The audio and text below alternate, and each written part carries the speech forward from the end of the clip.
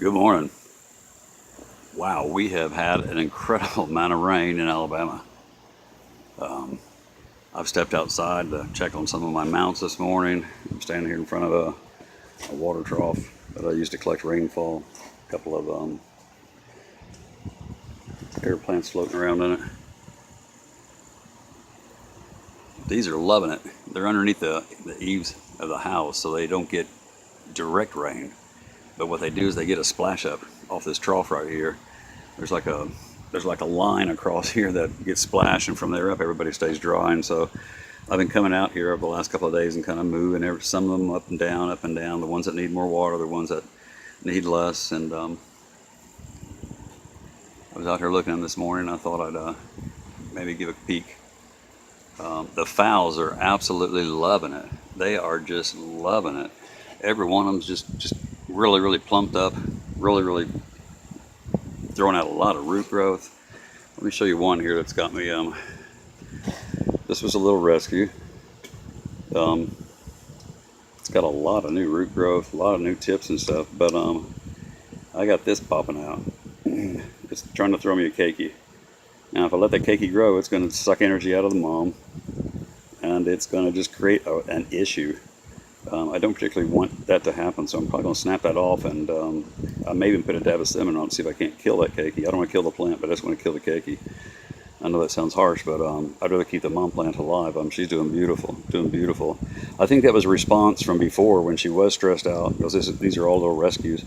And I think she might have already been in the mode to try and save herself by creating another baby. So I don't know, but it's the only one that was doing it, and it could just be some genetic issues. You don't know.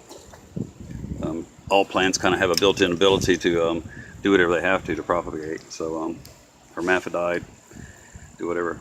This is one of the rescue fowls we had. I think I showed it the other day. We got some interesting stuff happening with roots. Excuse me. You can kind of tell, such as this one right here. This one is one of the original roots on it, and it's gonna grow a new tip on it. It looks like it's reaching out, and it looks like it's gonna be okay. You can kind of tell which ones are gonna fall off, which ones are gonna die. The new one is doing really well. This is an older one on the back that looks like it's starting to create a new tip as well. We've got a few others that look like they're trying to create new tips as well too. So it's just the wet dry, and definitely some growth in the center, and it looks healthy. The dark coloration's disappearing. It looks like it's green underneath. You probably can't tell a whole lot from this angle and with this camera, but it looks like this one's doing really well. So we'll keep you updated. The other one, which was the Dorydenopsis, it's down here. It's not doing quite as well. I think this one had more issues. It's showing some signs of mag deficiency and just some nutrient deficiency. It is a lot more hydrated. It's holding its leaves up. It's got a lot of stiffness to it now. I'm not seeing any new tips. I am seeing some bumps here and there on the stem on that back side. On the front side is where most of the original roots were. They're down kind of in the rock a little bit. You can barely see them, but I don't want to disturb them. But there's not a lot of growth out there. But we'll just have to keep an eye on this one. This is Dorydenopsis, so it is has that Dorydes in it. I think they prefer a little more cooler. We've been in the 90s. Now today's a nice, 78 degrees or something. And yeah, 15 inches of rain, and I'm soaking Vandas. That's how much they like the water. If I don't, the foliage itself will start to show signs of it. This was a rescue my wife felt sorry for and brought home a couple of weeks ago. It was one of those little bag babies. Man, I've never seen a plant so dehydrated in my life. But it was like $1 laying on the shelf, and she said it dies. But look at that. It loves the wood. It's something about the acid, the tannic acid in the wood, that stimulates that root growth like that. That's just phenomenal. The plant itself it's hydrating, not 100% still, but it is holding its leaves up better. But this was just limp as a rag. But with the growth and looks like a new growth on the tip, maybe even a little bit, it's probably got a chance. Dendrobiums down there, they're loving it. Growths on them are just incredible. This is that little cattleya I showed the other day. You can probably see it better out here in the light. because this has it has no reserves. It has no bulbs or canes to provide any nutrition for it. So these little growths and roots have to have some feed every couple of days. So right now they're just getting trace amounts of little stuff. I'm just kind of letting the roots tell me what to do, and the growth. I think when we get a little bit more growth and some of these leaves open out a little bit, it'll start producing its own chlorophyll, or enough chlorophyll to, take care of itself. And this is not in moss or anything else. It's just mounted on a piece of wood. But it's just a matter of letting the plant tell you what it needs and then providing it. Another rescue. This was a rescue fowl. This was one of my first fowls I ever got, and this fowl has been in every type of media and every experiment known, and this is where it'll stay forever.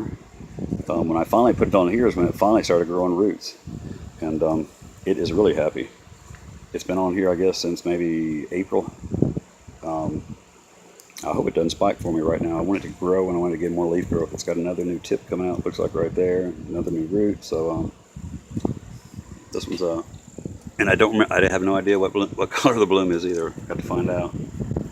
Some Sophronitis, Cattleyas, another Cattleya. Here's another one of those rescue cats that I showed once. It was mounted backwards to get the growth started. You can see what happened with the roots and stuff. And this was that wet dry using the tea and the lemon. And there wasn't much left of those. They were a lot yellower actually, and they're mounted backwards, but that's because that's the direction it looked like it was going to grow. So they've actually got some color on them now, but nice new cane growth right there. These are not going to mount anything for years if they even do that.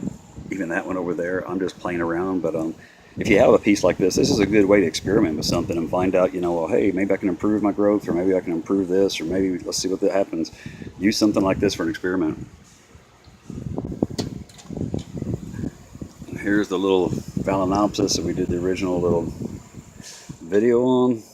So I get some better light here. Yeah, there is no light today, but a lot of roots. A lot of roots branching off. I can't wait for this little thing to bloom again. It's so tiny. It's just so tiny. But it has the most dainty white flowers with like little tiny blue specks on them. It's just really interesting looking. It was in bloom when I originally found it, but it was just dead from the leaves down, and the leaves are wilted. But I thought, well, let's try this one for an experiment, and that's originally what I bought it for, was the experiment. And being so tiny, I wanted to see if we could save it too. But this one, yeah, that's a forever home right there. I don't think it'll ever outgrow that piece of wood. Sorry for the jerkiness, jumping all around. More fowls. This is another fowl that was trying to get some growth stimulated on it, and it seems like it's really jumped into that gravel. Wow, look at the roots. They're wrapped all around the inside of the pot. It looks really happy. This is the best thing. This is the best part about this.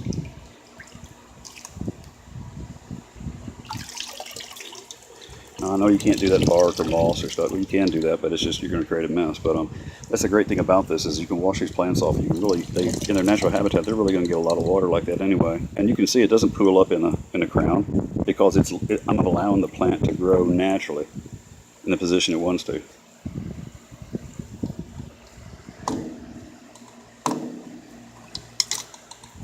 Anyway, I'm going to set that down so I don't create a bigger issue. Air plants I am new to, but I do know how to read. I am a researcher, avid researcher about stuff. This Tillandsia iathona, it's grown a couple of pups after it bloomed. Incredible blooms on these things. I keep them in these little pieces of wood like that. They just set down in the wood and sit on these, and it seems like again, something about the wood, tannic acids or whatever it is, but it really stimulates the growth. This little Medusa, same thing, a lot of growth on it. It's really gotten big since I stuck it on a piece of wood. It sits in that little piece of wood over there, but since then, it's pushing pups out on the side. You can see them popping out down there underneath it. And it's twice the size, and it's gotten a lot more plump. thicker, um, and they love the water. I let them soak whenever I can think about it. I let those soak, and then let them dry. I try to make sure they get dry before evening. The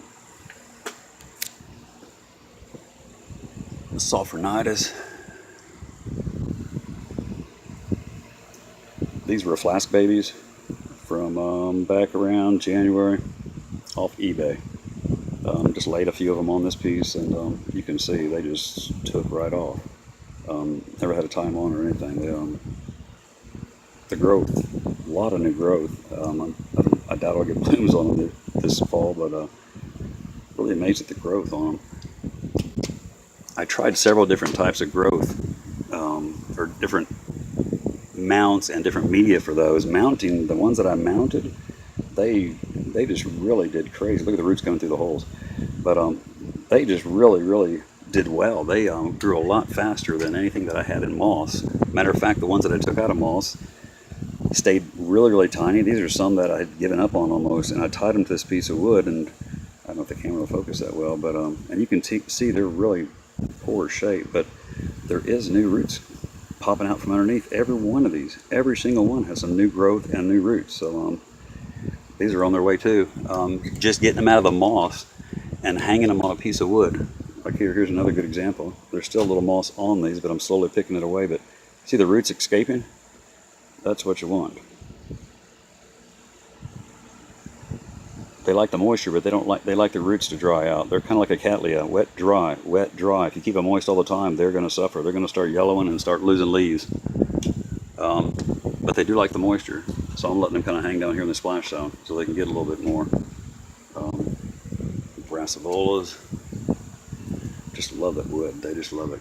Actually, it's a baby cattleya cross, but they love the wood.